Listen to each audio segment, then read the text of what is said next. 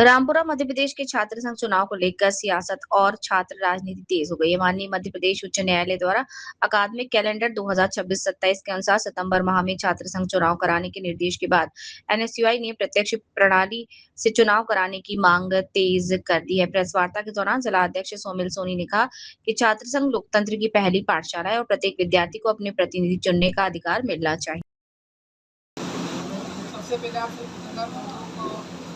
हार्दिक स्वागत है। मध्य प्रदेश के लाखों छात्र छात्राएं के भविष्य और लोकतांत्रिक अधिकार के लिए प्रेस कॉन्फ्रेंस का आयोजन किया गया है।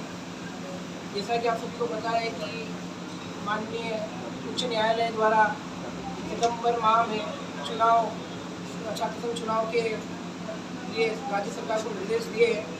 उसी के लिए ये प्रेस कॉन्फ्रेंस रखी गई है। हमारी सरकार से मांग है कि वो प्रत्यक्ष चुनाव प्रणाली से सभी छात्र संघ के चुनाव करें। तो आप जिस प्रत्यक्ष प्रणाली की मांग कर रहे हैं, इस प्रत्यक्ष प्रणाली में ऐसी क्या विशेषता है कि प्रत्यक्ष प्रणाली के लिए एनएसयूआई मांग कर रही है? प्रत्यक्ष प्रणाली में सभी छात्रों को अपना नेता, अपना नेतृत्वकर्ता चुनने का अधिकार है। लोकतंत्र में जो छात्र है, सभी छात्र अपने अध्यक्ष को चुन सके, इसीलिए हमारी यही मांग है प्रत्यक्ष चुनाव रखे जाए। अप्रत्यक्ष प्रणाली में ऐसी क्या विसंगतियां हैं कि आपको प्रत्यक्ष प्रणाली की मांग करना पड़ रही है? अप्रत्यक्ष प्रणाली में सबसे पहले सीआर चुना जाता है, उस सीआर से अध्यक्ष चुना जाता है, इसमें शेष विद्यार्थी, जिसपे लोकतंत्र जो इससे बच जाते हैं, रह जाते हैं वो लोग, जो सही से मतलब अपना नेतृत्व नहीं नेतृत्वकर्ता को नहीं चुन सकते। इसलिए अप्रत्यक्ष प्रणाली का हमारा मांग नहीं है, और प्रत्यक्ष प्रणाली की मांग है हमारी एनएसयूआई की क्या तैयारी है कि क्या सितंबर माह में जब चुनाव कराने की सरकार ने माननीय न्यायालय ने बोला है, तो क्या एनएसयूआई की पूरी तैयारी है कि सितंबर माह में चुनाव संपन्न हो पाएंगे या पूरी तैयारी है? बिल्कुल, एनएसयूआई संगठन की पूरी तैयारी है। छात्र छात्राओं के लिए, अधिकारों के लिए एनएसयूआई मजबूती से लड़ाई लड़ती है और छात्रों के लिए हमेशा तन-मन धन से खड़ी रहती है। मान लीजिए सरकार आपकी बात नहीं मानती है और प्रत्यक्ष प्रणाली से चुनाव नहीं कराती है और प्रत्यक्ष प्रणाली से कराती है, तो एनएसयूआई का क्या रुख रहेगा? अगर सरकार द्वारा प्रत्यक्ष प्रणाली से चुनाव नहीं होते हैं तो आने वाले समय में एनएसयूआई उग्र आंदोलन करेगी, जिसकी समस्त जवाबदारी सरकार की होगी। सर, एक क्वेश्चन था, आपको अध्यक्ष पद पे रहे हुए कितना समय हो चुका है? अभी जिलाध्यक्ष बने मुझे 15 दिन ही हुए हैं। इससे पहले मैं रामपुरा ब्लॉक अध्यक्ष था। रामपुरा के ब्लॉक अध्यक्ष थे आप। चर्चाओं में ये विषय रहा है कि गत परीक्षाओं में अपने कॉलेज में यहाँ पर कुछ अनैतिक तरीके से परीक्षाएं ली गई थी। उस मामले में अभी तक क्या कार्रवाई की गई? समझ गया। अनैतिक मेरा मतलब ये है कि जैसे फर्जी तरीके से किसी छात्र को बिठा के किसी अन्य छात्र के नाम पर परीक्षा दी गई। यह चर्चा का मुद्दा काफ़ी रहा है। भ्रष्ट भाजपा सरकार है और पूरा प्रशासन इनका है। ये कॉलेज के प्राचार्य को दबाना, डराना और देश की लोकतंत्र की हत्या भाजपा सरकार कर रही है। और हमें आशंका ऐसी चीज़ की है कि भाजपा सरकार अप्रत्यक्ष चुनाव ला के लोकतंत्र की हत्या करेगी। इसीलिए हमने प्रत्यक्ष चुनाव की मांग करी है और आने वाले समय में हम इसके लिए भी आवाज़ उठाएंगे और अनैतिक तरीके के लिए हम एनएसयूआई की हमेशा छात्रों की लड़ रही है और आगे भी लड़ती रहेगी। जिस प्रकार छात्रों का ये करके ने जंतर मंतर और संसद का घेराव किया गया था, उसी तर्ज पे क्या झारखंड में भी जाएगी छात्र नेता? जैसे आपने देखा है कि जंतर मंतर में कार्यक्रम हुआ है, उसमें जो देश का सबसे बड़ा ये बताते हैं हमारा छात्र संगठन है, वो गायब। एनएसयूआई वालों ने ही उस संगठन का दिया है सभी का और आखिर प्रधान का इस्तीफा करवाया है। और आने वाले समय में अगर बिल्कुल हमारे को ऊपर से आदेश मिलेगा तो हम झारखंड की ओर से खुद करेंगे। अगर एनएसयूआई की बातों को मान लिया जाए तो आने वाले समय में क्या रूपरेखा रहेगी?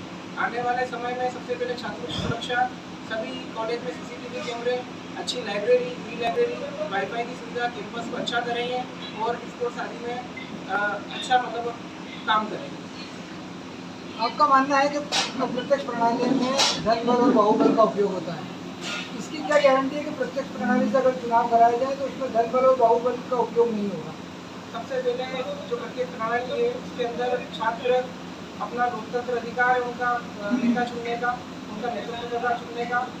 और धन बल की बात करें तो धन बल NSY इन चीज़ों को नहीं मानते। ये दूसरे संगठन करते हैं तो इससे हमारा मतलब नहीं है, लेकिन NSY जो जमीन पे काम करती है उसी के लिए चुनाव लड़ेगी, उसी के ऊपर काम करेगी। न्यायालय का जो फैसला उसको आप कैसे देखते हैं?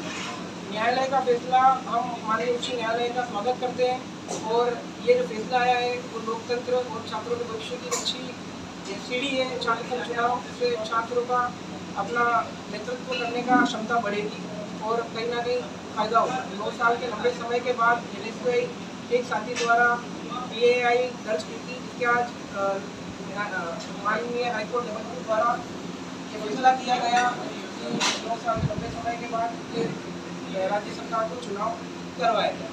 सरकार अगर चुनाव टाल देती है तो NSY की अगली रूपरेखा क्या होगी? NSY सड़कों पर उतरेगी, पूरा आंदोलन करेगी। आपका शुभ नाम? कोविड जिलाध्यक्ष NSY। आखिरी प्रश्न था कि आप NSY के जिलाध्यक्ष बन चुके हैं, NSY की कार्यकारिणी पे जिला टीम का गठन कब तक हो जाएगा?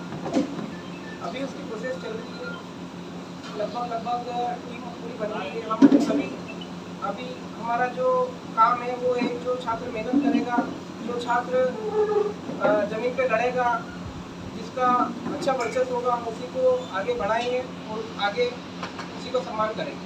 अगर NSY कॉलेज में आती है तो पूर्व में जिस प्रकार शिक्षकों के साथ अभद्र व्यवहार किया गया, जिसका आपने भरपूर विरोध किया, इस प्रकार की दादागिरी और दबंगाई तो नहीं चलेगी? बिल्कुल भी नहीं चलेगी, किसी भी संगठन की नहीं चलेगी। ये छात्र, हम छात्रों के लिए खड़े, शिक्षकों के लिए खड़े, उन्होंने सम्मान के लिए खड़े। जैसे कि अभी आपने देखा ABP वालों ने आके सर के साथ मुद्दाई करी थी, उसमें भी हमने पूरा विरोध किया और आखिर में उनको झुकना पड़ा। और आने वाले समय में कोई भी संगठन हो, कोई भी सरकार हो, किसी के भी आगे नहीं झुकेंगे, उनको विरोध करेंगे और सभी शिक्षकों का सम्मान करेंगे। 2017 से चुनाव 2026 आए, लेकिन बहुत सारे विश्वविद्यालयों में चुनाव करोड़ों रुपए जो छात्र करोड़ों रुपए का शुल्क जो छात्रों से वसूला गया है, उसका हम सरकार से और कॉलेज यूनिवर्सिटी को पूरा पाई का हिसाब देना पड़ेगा। NSY इसके लिए आंदोलन करेगी और जो भी शुल्क इनके पास पड़ा है जमा, उस शुल्क को बच्चों की सुविधाओं के लिए उपयोग करवाएंगे।